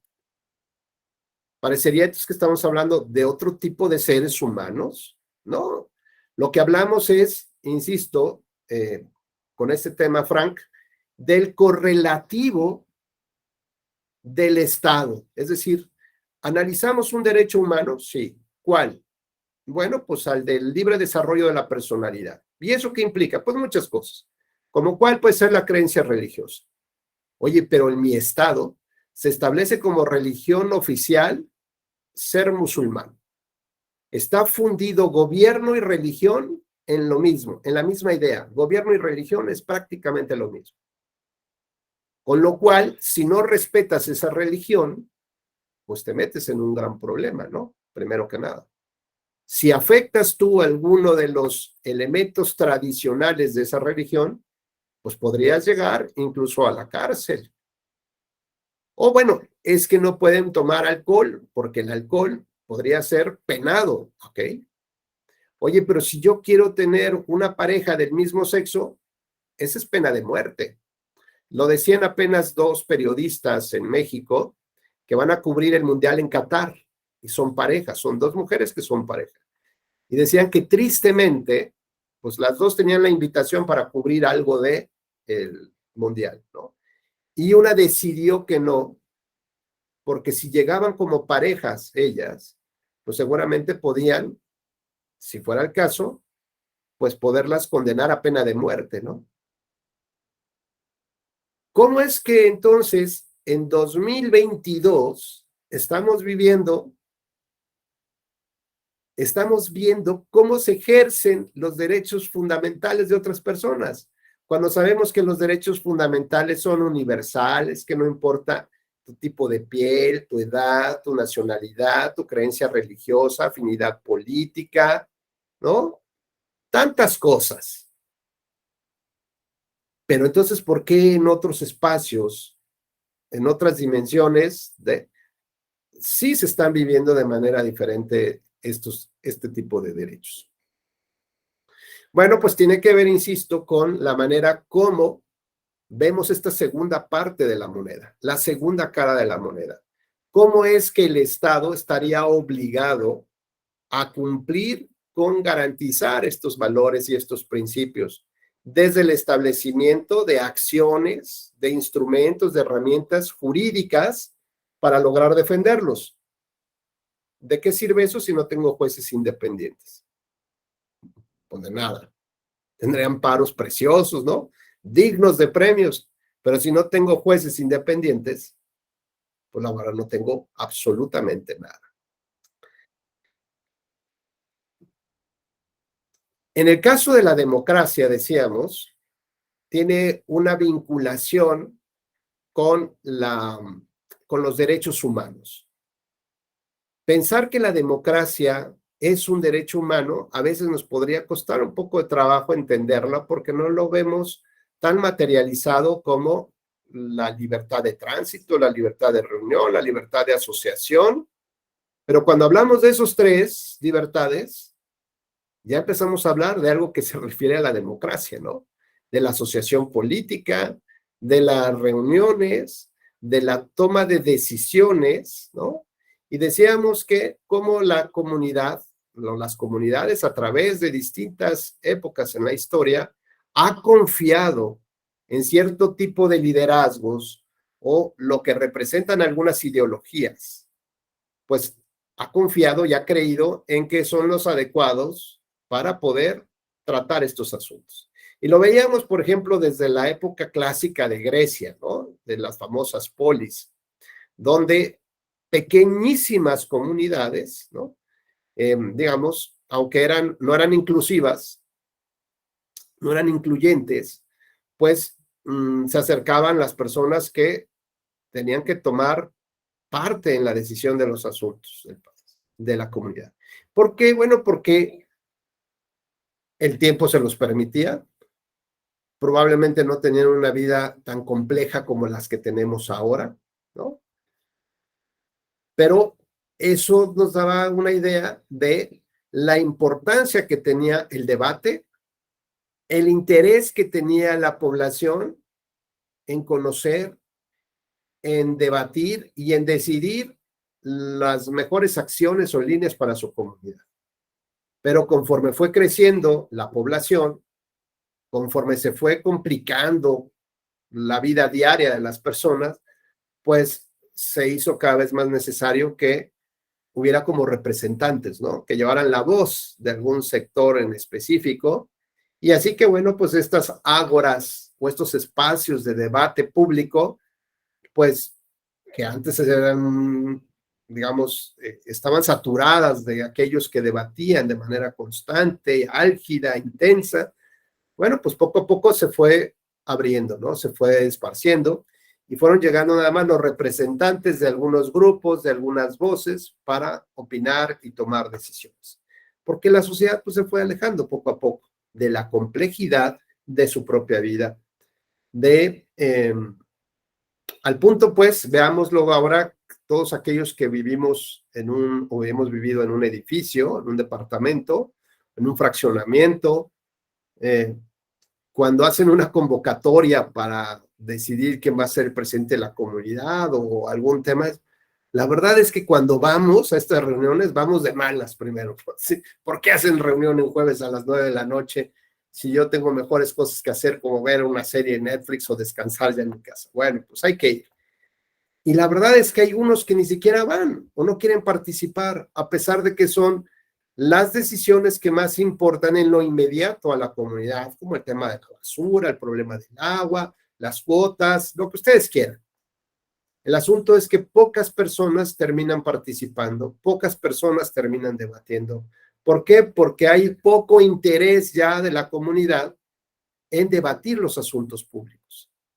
La democracia exige el interés de la comunidad para conocer, interesarse, debatir, encontrar soluciones y tomar las decisiones finalmente a través de distintos procedimientos para pues intentar encontrar las soluciones correctas. Así que bueno, retomando el tema de la democracia, decíamos que está vinculada con los derechos humanos porque ese concepto de democracia está integrado y conformado por un conjunto de libertades, como la libertad de reunirse, de platicar, de conocer los asuntos políticos del país o de la comunidad o de los que más nos interesan, de asociarse políticamente, es decir, para representar estas voces que ya la sociedad en lo individual no puede llegar y presentarse y debatir.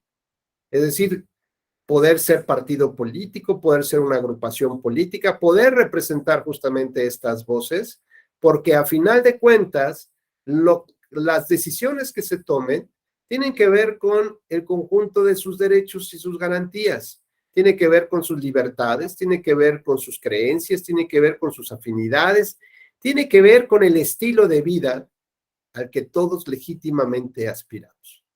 De esta manera, entonces, entendemos que la democracia está compuesta por un conjunto de derechos fundamentales. Luego, entonces, la propia Convención Americana, tanto en su artículo 23 como la Declaración Universal de Derechos Humanos en su artículo 21, justamente hacen este vínculo entre el concepto de democracia y los derechos humanos o los derechos fundamentales. Luego, entonces, desde este punto de vista, podemos concluir o afirmar categóricamente que la democracia también constituye derechos humanos de las personas y sobre todo cuando se aterriza en lo local, en lo nacional, pues son o constituye también derechos fundamentales de las personas, vivir en la democracia, ¿no? Construir su vida en términos de estas directrices, de estas carreteras mediante las cuales la comunidad va transitando, va llevando a cabo todos y cada uno de sus, del ejercicio de estos derechos fundamentales para acceder a un punto donde pueda sentirse más cómoda, donde pueda tener las mejores condiciones de vida, para lo cual trabaja, para lo cual se esfuerza, para lo cual también acepta restricciones con tal de llegar a esos puntos de niveles de vida que, insisto, deben de llevarse, son legítimos y que todos quisiéramos que las autoridades cooperen para pavimentar ese camino y poder llegar a ese estadio que estamos buscando.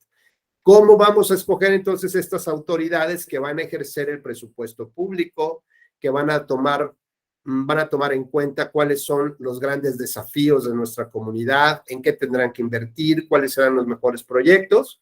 Bueno, pues tendrá que ser a través de las elecciones, como el mecanismo natural, inmediato, idóneo, justamente para poder llegar a esta idea.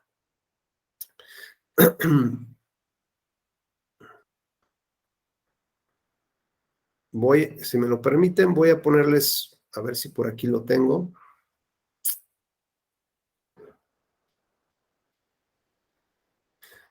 Permítanme un segundo en lo que les pongo.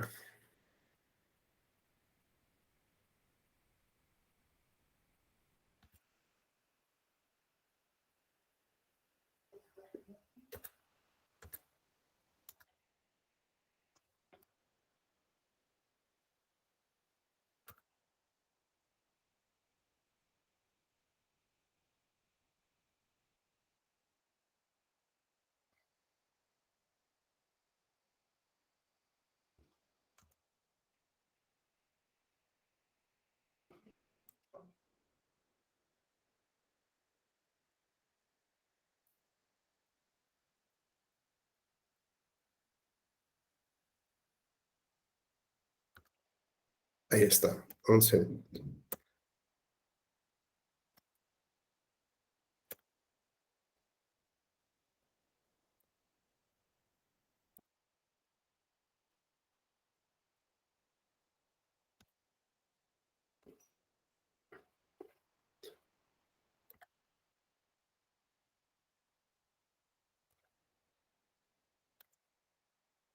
Bueno, esta es una imagen que a mí me fascina y casi en todos los cursos que doy la traigo a colación, así que no será la excepción aquí. Y sí, seguramente algunos ya lo vieron porque ya formaron parte de otras charlas, estuvieron en otras charlas, sabrán de qué va.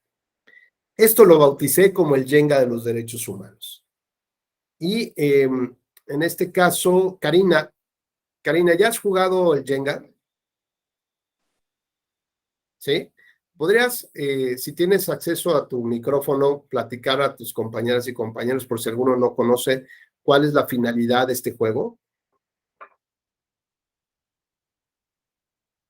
No te escuchamos, Karina.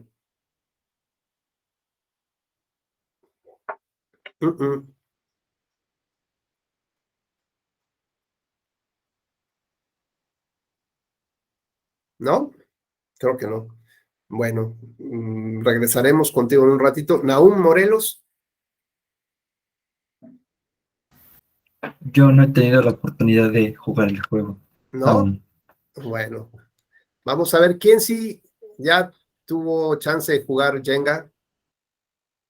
Yacid, por favor.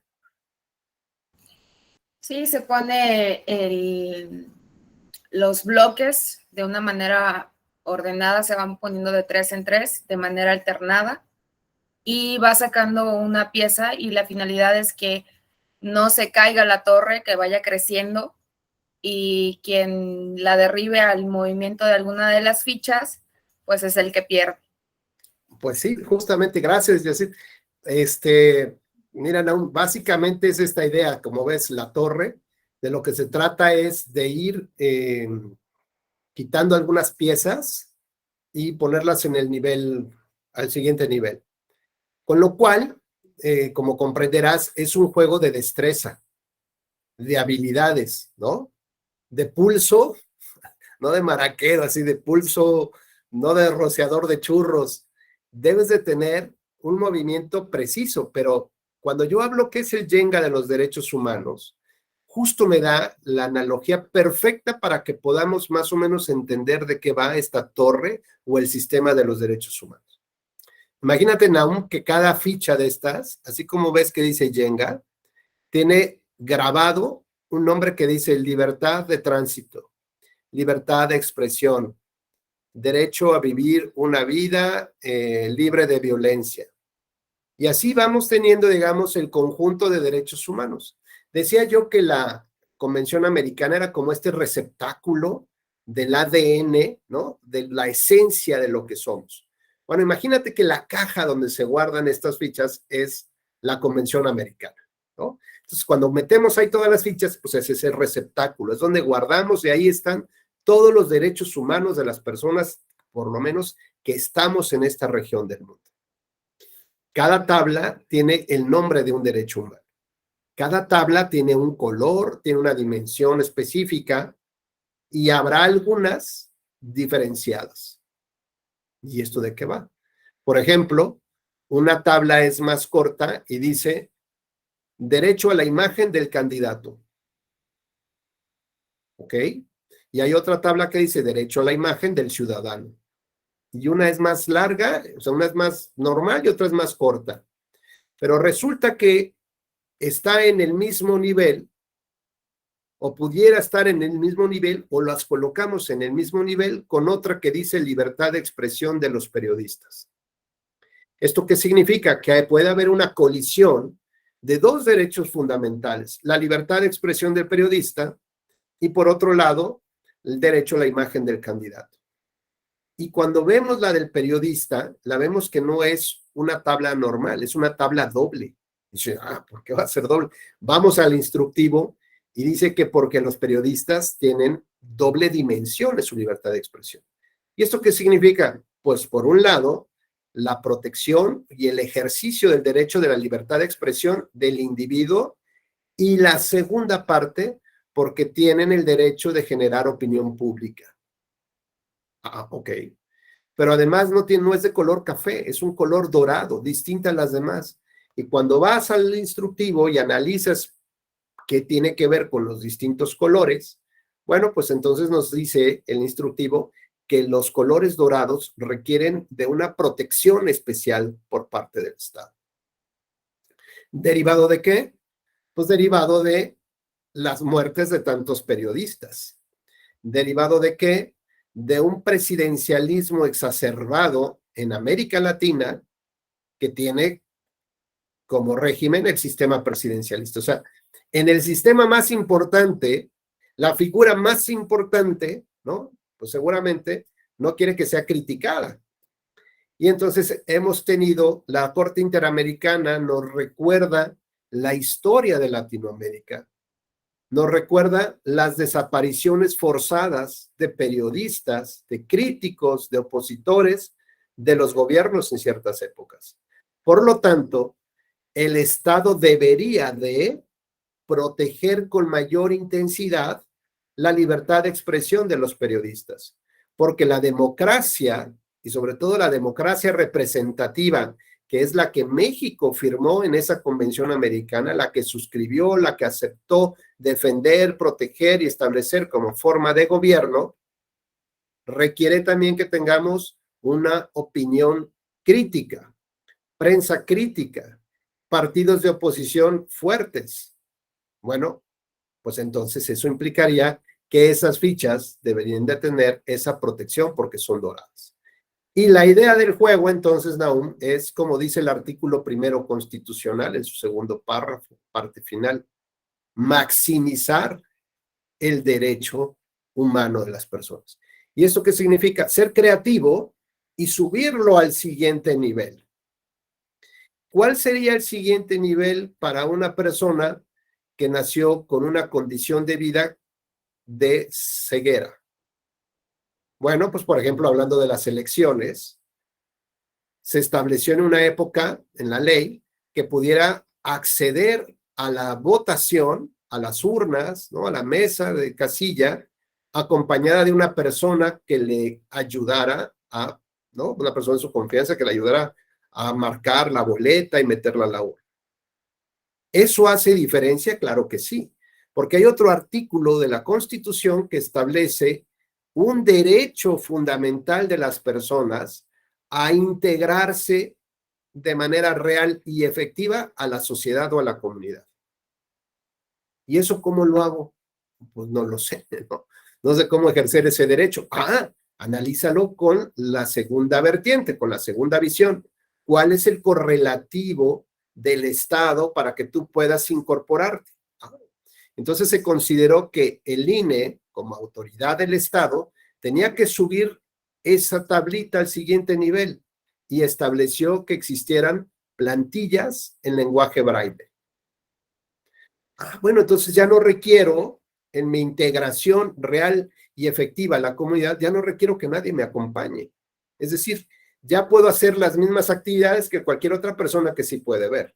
Eso es integración real y efectiva. Oye, pero ahora para meter la boleta, la urna, pues no sé ni qué urna es. Bueno, pues también debería de haber algún mecanismo de identificación para esas personas de hacia dónde deben de poner su boleta. Oye, pero además tiene una ranura y está medio complicado que le atine, ¿no? Bueno, pues seguramente podrán construirse algunos aditamentos como embudos, por ejemplo, donde se pueda meter aire, donde sea mucho más fácil, donde haya una incorporación real y efectiva a la comunidad. Eso significa subir la tablita al siguiente nivel.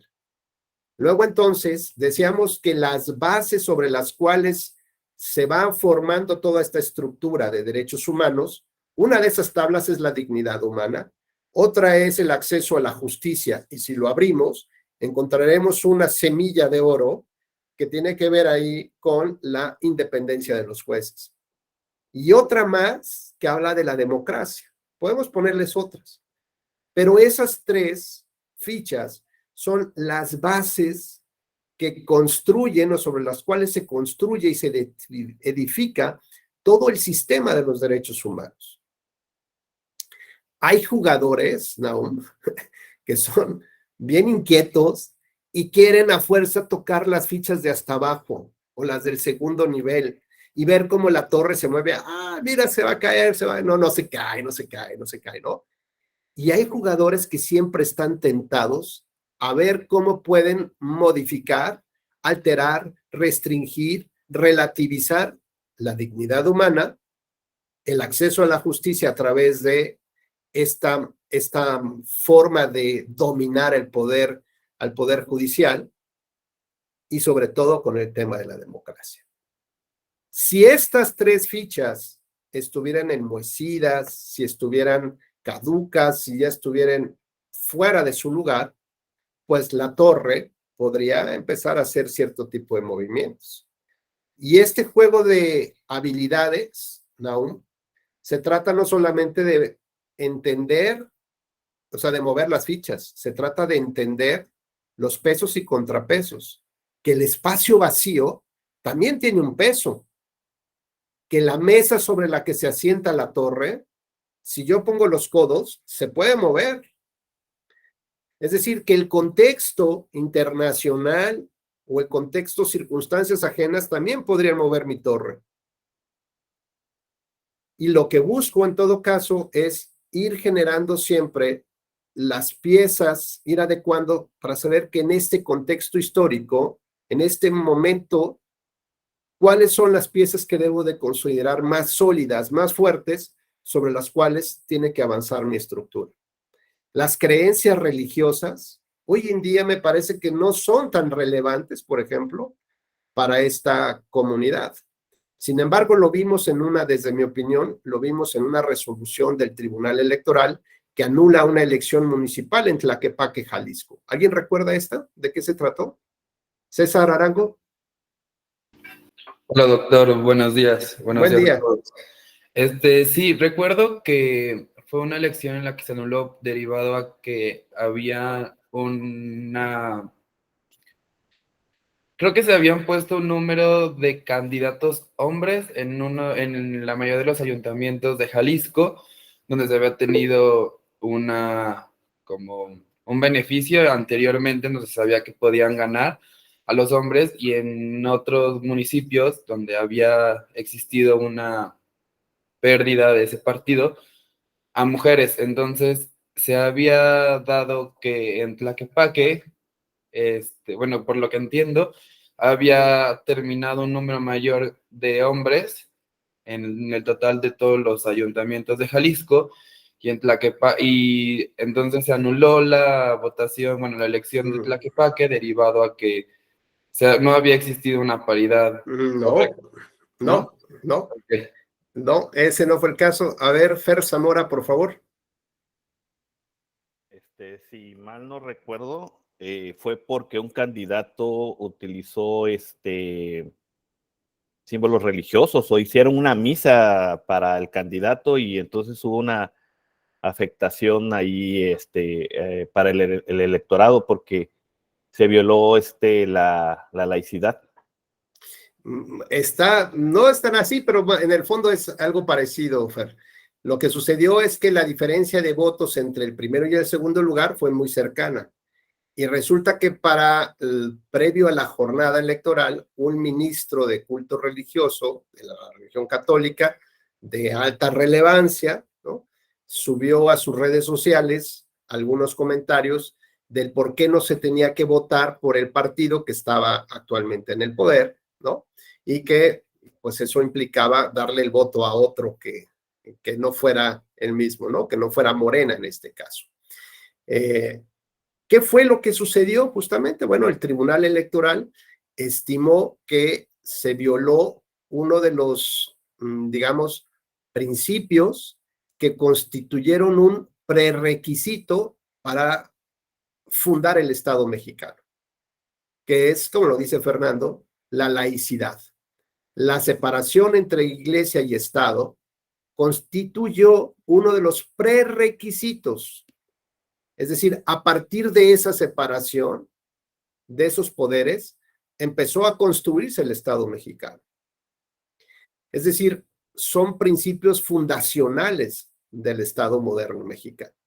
Luego, entonces, el mensaje que se da en esta resolución es muy claro. Señores ministros de culto religioso, no olvidemos la laicidad del Estado y lo que se requiere es que ustedes no puedan opinar sobre el tema, digamos, por el poder civil, el poder político, ¿no? Y es un mensaje contundente y claro, además de otras circunstancias que se dieron en dicha elección, sobre todo esta diferencia de votos entre el primero y el segundo lugar. De esta manera, nos recuerda la sentencia del tribunal que hay ciertos valores y principios que son inamovibles y que sobre de ellos debemos de construir la democracia. Es decir, si tomamos una de estas fichas que están hasta abajo de ese Jenga, ya dijimos que una es la dignidad humana, la otra tiene que ver con con el acceso a la justicia, y cuando lo abrimos dijimos que ahí está la semilla que se llama jueces independientes. Y la tercera es la democracia. Pues este tribunal nos recuerda que cuando abrimos digamos, esta ficha, también encontramos varias semillas, ¿no? Varios núcleos, y uno de esos núcleos es el tema de la laicidad del Estado mexicano. Con lo cual, no se trata de qué tanto se relativizó, no se trata de determinar si se violó poquito o se violó mucho, si tenemos pruebas completamente objetivas para saber qué tanto impactó en una plataforma digital o en redes sociales, qué tanto impactó un comentario de ese ministro de culto religioso en la población votante, a tal grado que o cambiara su voto o que generara una transformación en la concepción o en la toma de decisiones, ¿no? Y que por lo tanto hubiera afectado la conciencia de los ciudadanos. Pues evidentemente no hay elementos objetivos para acreditarlo, ¿no? Si ustedes ven un meme, en un TikTok, un video de TikTok, pues qué tanto les va a cambiar la vida, ¿no? ¿Qué tanto van a cambiar una decisión política que a lo mejor ya la habían tomado o va a influir en sus decisiones? Bueno, pues como dicen, cada cabeza es un mundo, en algunos sí y en otros no. Lo cierto es que de manera objetiva no se puede probar esto en un expediente. Sin embargo, el tribunal nos recuerda que hay valores y principios que no deben de trastocarse, de que se violan o no se violan, que no hay una graduación de la violación, no hay una graduación en la profundidad, ¿no? Justo, que nos pregunta Silvia, ¿tiene que ver el tema de lo determinante o el elemento de la determinancia, la relevancia? Sí, porque además los estándares que hemos utilizado para anular una elección son estándares probatorios altos. Es decir, se considera que la nulidad es la pena máxima, la sanción máxima en esta materia administrativa electoral. Y para imponer la sanción máxima debes de tener el mayor número de elementos que te provoquen la mayor convicción y creencia de que lo que te platican en el expediente realmente es cierto. Y no solamente eso, sino el sistema nos pide que demostremos la gravedad de la afectación a estos valores y principios. Y adicionalmente nos pide el tema de la determinancia. ¿De qué va eso? Pues que las conductas irregulares puedan traducirse, en principio, en votos irregulares. Y hagamos un ejercicio hipotético para ver si esos votos irregulares podrían haber alterado el resultado de la elección y por lo menos que el segundo lugar, hipotéticamente, si le hubieran dado los votos a él, pues hubiera ocupado el primer lugar. O que el desarrollo del proceso electoral se hubiera dado de una manera diferente a cómo se dio. Bueno, pues eso tiene que ver con la determinancia. Si lo pusiéramos, sin perdón por el ejemplo, como una violación a una mujer, tendríamos que decir, bueno, pues las conductas tienen que estar establecidas en la ley en primer lugar. Segundo, ver o analizar qué afectaciones realmente se dieron a los derechos humanos de esa persona. Y además graduar, ¿no? Es decir, qué tanta violación, si fue violación chiquita, poquita, muchita o medianita o muchota. Y todavía que tuviera un posible impacto en el mundo real, ¿no? Y que terminara embarazada. Bueno, para poder juzgar que eso es violación. Pues justo, el tema de las nulidades, más o menos, perdonando por ese ejemplo, más o menos nos diría lo mismo. Primero que nada, la conducta debe estar registrada como aquellas que pueden provocar una nulidad. Bueno, ya tienes esa conducta, ya la acreditaste, lo segundo que tendrás que acreditar es que afecta un derecho básico de la democracia y de manera grave. O sea que si no es grave, no. Sí, si no es grave, no. O sea, pero lo violó. Sí, pero si no es grave, no. Oye, violó el principio de neutralidad. Las autoridades no pueden intervenir. Sí, pero poquito. Ok, ¿y cuándo subo a muchito? Pues no sé, eso depende de ti cómo lo pruebes. Oye, ¿se violó el principio de equidad en la contienda porque rebasó los topes de gastos de campaña? Sí, pero fue poquito. Bueno, pero ¿eso qué tiene que ver? ¿Es poquito o muchito? ¿Cuándo ya es muchito? No, la Constitución dice que cuando sea más del 5%. Oye, ya lo rebasó en más del 5%. Pero ahora vamos a analizar si esto realmente tuvo un impacto verdadero, real y que cambió la forma de ver el proceso y el resultado. ¿Y eso cómo lo demuestro? Eso depende de ti. Pues sí, pero ya te demostré que si hubo un rebase, sí está el rebase, pero no afectó probablemente tanto o tantito. Oye, pero además resulta que tengo que demostrarte que con ese rebase cambiaron los resultados o pudo haber tenido un resultado diferente. Sí, bueno, entonces vean, son 3 estándares para poder lograr la nulidad de una elección. En este caso de Tlaquepaque, que comentábamos con Fer y con César, en Tlaquepaque, Jalisco, el estándar probatorio, desde mi opinión, que se utiliza es un estándar probatorio flexible, porque hay otros valores y principios más importantes, ¿no?, que se toman en consideración más allá del sistema de nulidades. Lo decíamos al principio, si colocamos al ser humano en el centro del debate, entonces tendríamos que ver el caso con otros ojos. Algunos casos penales, por ejemplo, se ve desde la óptica de la justicia penal. Cómo actúa el Ministerio Público, cómo actúa el juez de control para lograr el objetivo que pretende la justicia penal. Pero como la propia Constitución nos dice que en el centro del debate están los derechos humanos, entonces no está la justicia penal, no está el interés del Estado, no están las acciones, no, está el ser humano. Con lo cual tenemos 2 visiones distintas del caso. Uno desde el punto de vista del formalismo jurídico, desde el punto de vista de la justicia penal, desde el punto de vista de cómo operan las nulidades, y otro desde el punto de vista del ser humano. Bueno, pues la Constitución nos recuerda que así debemos de operar desde la creación de leyes, de la aplicación de las normas y la administración de las ciudades, desde el punto de vista de los seres humanos.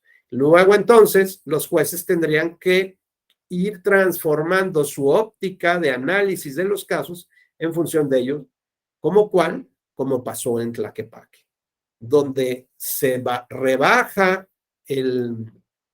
disminuye el estándar probatorio a uno flexible, tomando en consideración valores y principios que son relevantes para la democracia y que no pueden violarse poquito o muchito, no, se viola o no se viola, como es el tema de la separación iglesia-estado. Y entonces el mensaje que se da es, señores ministros de cultos religiosos, aquí en lo político no se metan porque vamos a anular. Y entonces es un mensaje también para la sociedad de que efectivamente hay una autoridad que es fuerte y que tomará sus decisiones para corregir los rumbos de la democracia. El asunto es que cuando tenemos un estándar probatorio muy alto y cuando no tenemos esta diferenciación, pues es más fácil mandar el mensaje a los partidos políticos de decirles, miren, pueden seguir violando la ley, pueden seguir simulando el cumplimiento de la norma, porque el estándar probatorio que yo tengo es uno muy alto, porque la visión que tengo es esta visión formalista del derecho y no basada en función de los derechos humanos. Pues hasta aquí dejaría yo esta conversación. Vamos a retomarla el día de mañana. Apenas estamos haciendo generando esta contextualización de hacia dónde nos vamos a ir moviendo. Pues muchas gracias y nos vemos mañana igual a las 7 de la mañana. Que tengan muy buen día, excelente inicio de jornada. Gracias. Gracias. Bien. Igual.